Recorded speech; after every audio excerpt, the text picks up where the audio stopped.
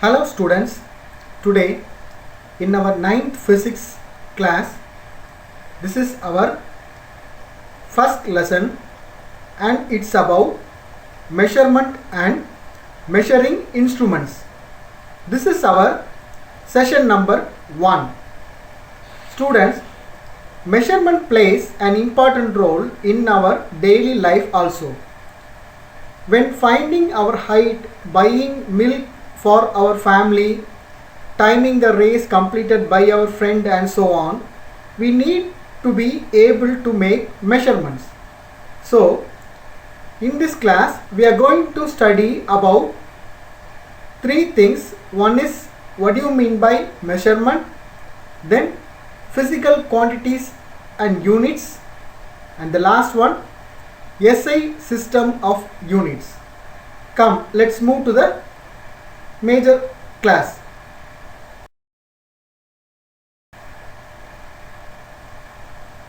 Measurement is an act of the result of comparison between the quantity and predefined standard. Since both the quantities are compared, the result is expressed in numerical values.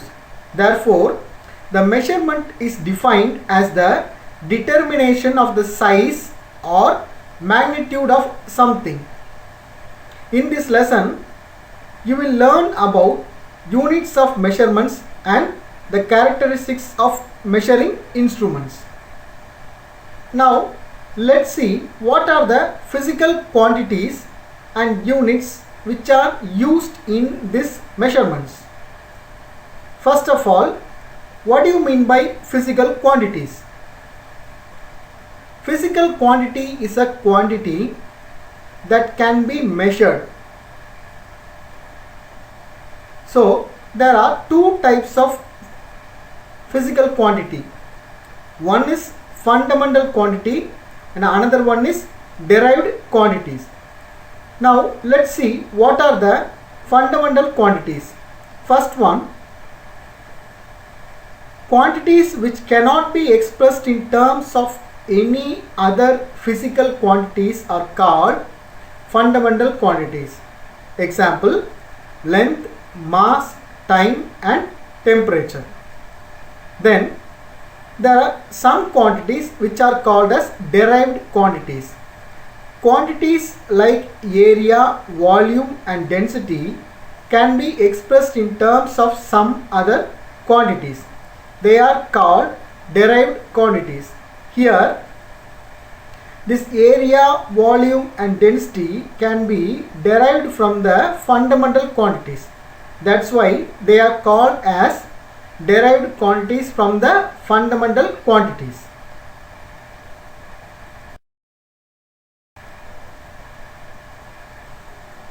So, what do you mean by this unit? Where we use this unit? Suppose you are buying 3 kilograms of sweets in a shop. Here 3 is the numerical value and kilogram is the unit.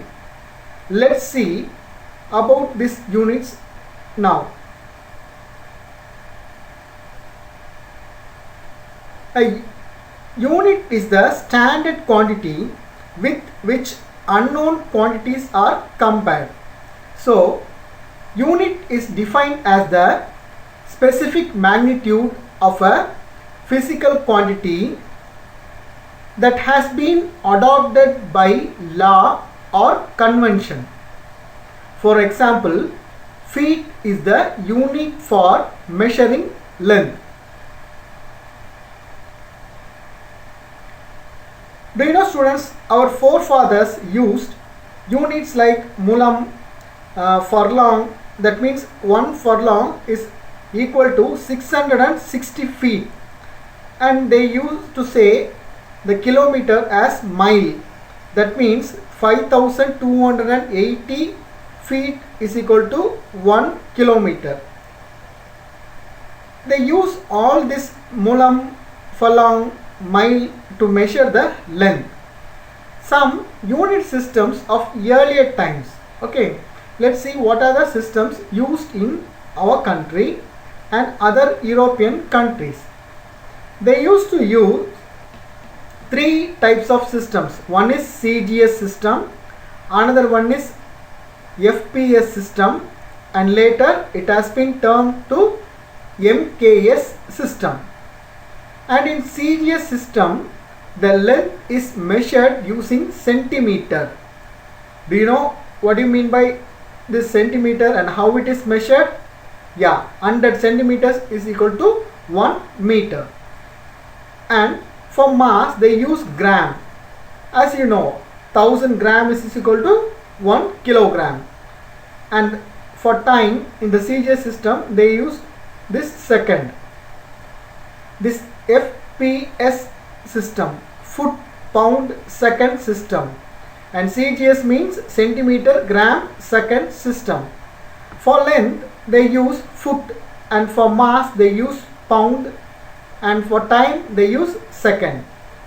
And in the MK system, instead of centimeter and foot they use meter, and instead of in mass they instead of gram and pound they use kilogram, and in time all these three systems used seconds for time. They used to measure the time using this second. SI system of units, that means International System of Units.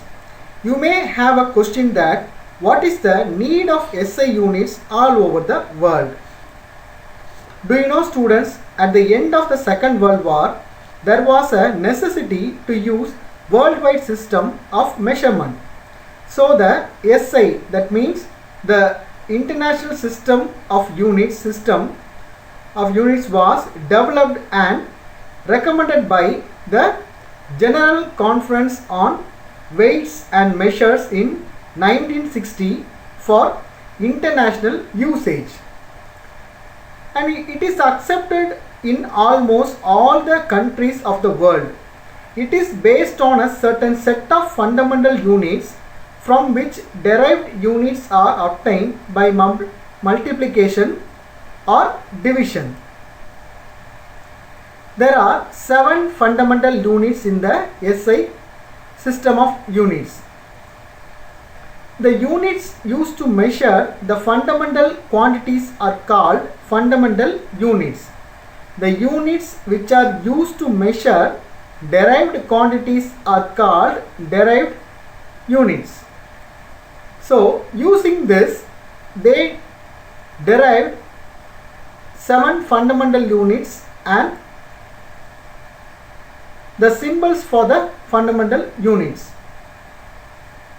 Now you can see, for length internationally we use meter and the symbol for length is m. For mass we use kilogram as the unit and kg as the symbol.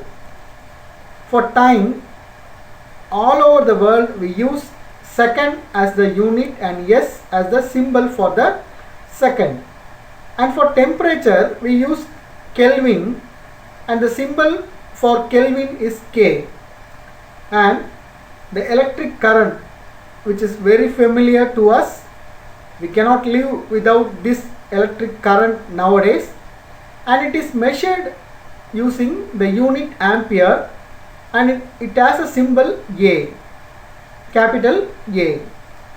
And the luminous intensity, that means the brightness, it is measured using candela and it has a symbol CD. Amount of substance, mole, it has a symbol of MOL.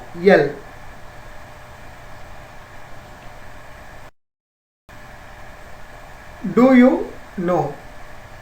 Students, in this section we are going to see lot of informations about this length which has been used by our ancestors. Okay, this is a interesting one and informative one. Fortnight. A fortnight is 2 weeks or 14 days.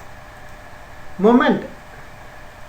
If you ask someone to wait for a moment, do you know it is a short period of time? but how short? It is 1 by 14th of an hour or 1.5 minutes. Atmos, the smallest amount of time imaginable to use in twinkling of the eye. This is called atomos. Do you know the value of this? It is 1 by 6.25 seconds or 160 milliseconds. Then donkey power. You might have heard about horsepower, but do you know donkey power? It is 1/3 of horsepower, and it is value around is about 250 watt.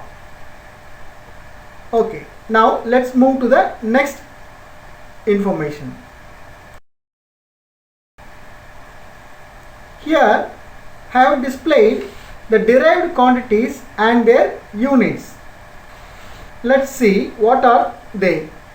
First of all, area is a derived quantity from the length, and its expression is length into breadth. So length have a meter and breadth have a meter, so m square.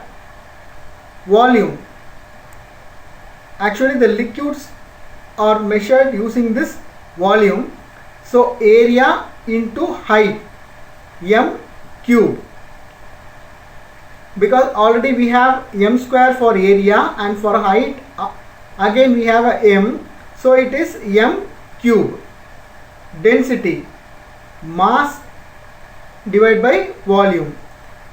Already we know mass is measured using the unit kilogram, kg, and it is divided by the volume, and for volume we use m cube, and it is below the bottom line, that's why we use kg m minus 3. Then velocity, displacement divided by time. We know displacement is measured by meter and time is measured by seconds, and it is a divisible one, that's why ms minus 1. Momentum, mass into velocity. Already we know mass is as a unit of kg and velocity as a unit of ms minus 1, therefore kg ms minus 1. Acceleration, I think in lower classes you learn about this velocity, momentum and acceleration. Acceleration is velocity divided by time. For velocity we already found that it is ms minus 1, and it is divided by time, again a second, therefore its unit is ms minus 2. Force, mass into acceleration. F is equal to m into a. I think you remember the Newton's second law.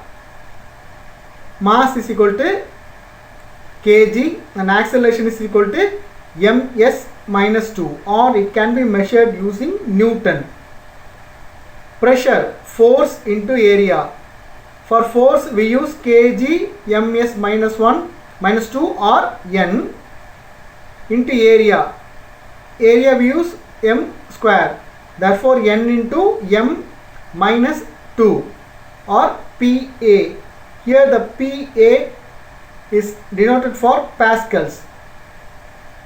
Energy or work, force into distance. For force we use n or kg ms minus 2, and for distance we use again m.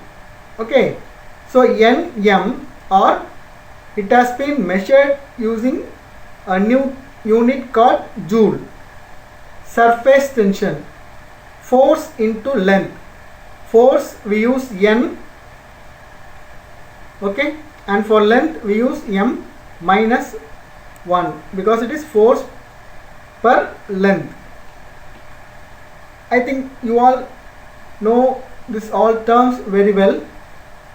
Remember students, this derived quantities and their units are a very basic information for you, at this level, because we have to use all this physical quantity and their expressions and the units in not only in our 9th standard class, but we have to use throughout your higher classes, that means in 10th, 11th and 12th standards.